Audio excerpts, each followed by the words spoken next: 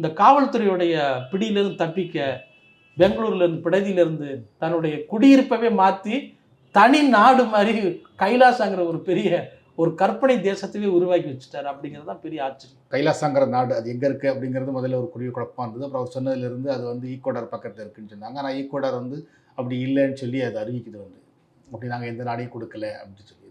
ஒரு நாடுன்னு என்ன சொல்கிறாங்கன்னா, ஏற்கனவே இருக்கிற ஒரு நாட்டிலேருந்து நீங்கள் ஒரு இடத்த வாங்கி நாடுன்னு சொல்லலாம். ஆனால் மற்ற நாடுகள் அதை அங்கீகரிக்கணும், ஐநா சபை அங்கீகரிக்கணும். இவர் பார்த்தீங்கன்னா இவர் நாடை வந்து அமெரிக்கா அங்கீகரிச்சிட்டுன்னு சொல்லி இடையில அமெரிக்காவே ஏமாற்றிட்டாங்க வந்து. அமெரிக்கா அங்கீகரிச்சிட்டாங்க, அப்புறம் அமெரிக்கா அது மறுத்தது வந்து. அந்த மாதிரி ஐநா சபையில் கைலாசாவோட பிரதிநிதிகள்னு 2 பேர் வந்து பேசினாங்க.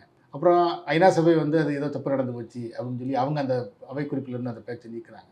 இது ஒரு பெரிய ஆச்சரியம் தான். நீங்கள் ஒரு சாதாரண ஆட்கள் போகிறாங்க அப்படின்னு ஐநா சபை மாதிரி இடத்துக்குள்ளேயே போக முடியுது அப்படிங்கிறது. இப்போ கைலாசா எங்கே இருக்குது அப்படிங்கிறது ஒரு குழப்பம் இருந்துகிட்டே இருக்கும்போது திடீர்னு பார்த்தீங்கன்னா இன்றைக்கி நம்ம விசாரிக்கிறோம், கைலாசாவுக்கு வந்து ஒரு தூதரகம் சென்னையிலேயே இருக்குன்னு வர சொல்கிறாங்க வந்து.